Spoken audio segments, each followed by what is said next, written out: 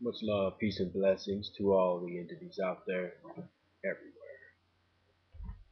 Welcome to another segment of some of the library. Only only a few books have I shown.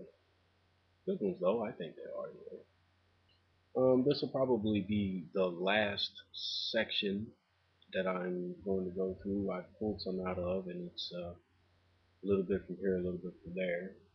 I may add one or two more later on, but um, I enjoy science fiction. I really do. You could take, in my eyes, in a sense, a lot of the holy manuscripts, as they're called, or a lot of the inspired text, and you can apply them to science fiction. You really can. And just take a look at the stories. Take a look at the Gita. Take a look at the Bible. Take a, you take a look at any of them. And some of the stories are out there, but they have wisdom and meaning, and that's what I get from them. And it also drives faith. It makes some people better. In turn, knowledge can be used for evil as well, and it makes some people worse. So you have to be careful. That's just neither here nor there. But science fiction section, yes, I have some science fiction. Um, I don't read much fiction books. I really don't read much. Most of what I've showed is what I read and what I get into. But I do have a section for curiosities, and science fiction is one of them. And I only pick up fiction material whenever I find it interesting. I don't just go picking up just any books. You know, this one is a classic book of science fiction. This one's pretty good because it's not one story that's 500 pages long. Which don't get me wrong, there are plenty of long epic stories out there, the Odyssey and so the Iliad, so many long stories that are good. But this is a compendium of a bunch of short stories, science fiction short stories, which I find very interesting. And I do find in works by like Stephen King very interesting, although my reading of them is limited. I prefer to watch the movies that come out. A lot of people say the book is a lot better than the movies. I agree somewhat. I am an abstract mind, I guess you could say. I can take the movie and actually visualize other things with the movie, so I'm not limited to the context of what I'm visualizing on the screen. And I do like to watch movies. Don't get me wrong. Movies like The Cube and things that make you think, you know. But science fiction, classic book of. It's a pretty good one. This was another dollar deal at the library. I love my dollar books. I don't know why. I just do. I mean, I got so many books. Put it to you like this: if an ice age came and I had to use them for a fire, I could be warm for a long time. Please don't. I don't want that to happen. Don't get me wrong, but I could.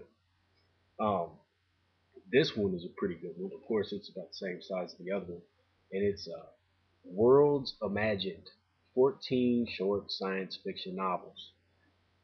This is a pretty good one right here. The other one's got a whole bunch of little novels in them, but this one right here has got one, the Golden Helix Equinoctial. This one's got some pretty good ones in it. So I saw it in a couple of the titles running chord with me, so I picked it up. Of course, in each of the stories you can read well within a couple of hours if you read quite fast. And there's one that I read, and this one I don't know what kind of category to put it into. This one right here, it's somewhat science fiction, somewhat not. It's different, and it states in the beginning that this is a work of fiction, but you can almost connect dots to reality. Like he was implying nonfiction with a fiction story. You see what I mean? The names and the places are fiction, but truthfully stating, he could be saying the truth. Hey, I made fictional names, for the nonfiction sequence. So, but this book is titled The Cryptonomicon, and it's a pretty good sized book. 1999 was when it was published, and it's almost 1,000 pages long. And basically, it's stories that merge together, a bunch of different stories that merge together into one story. So it can be considered one story. But I felt it was a pretty good book. It took me a while to get through it. It's kind of dry in parts, but it really got the imagination going. So, Cryptonomicon. Um, the last two books I'm going to show, I showed one of them in a previous video, and I'm going to show it again because I feel that self-education, thinking outside of the box, and things of this nature are are good. I think they are anyway. It's just my humble personal perception. But there's a book here, and it goes into detail about a lot of the things that they don't teach you in school. Not all of the things they don't teach you in school, because they don't teach you nothing in public education. Um, they don't teach you nothing. And plus, at that age, everybody has to admit, everybody knows everything at that age. And then when you get older, you're like, whoa, there's so much out here that I'm grown enough to admit it. I thought I knew everything, but coming of age of majority of 18, I was blown away by how much I didn't know, and I had received more than one education, in a manner of speaking. The book I'm speaking of is An Incomplete Education. This book right here, if you're actually indulging in the process of re-educating yourself, or clearing off your foundation and starting anew with a new foundation, this is one of the books I recommend to do it with.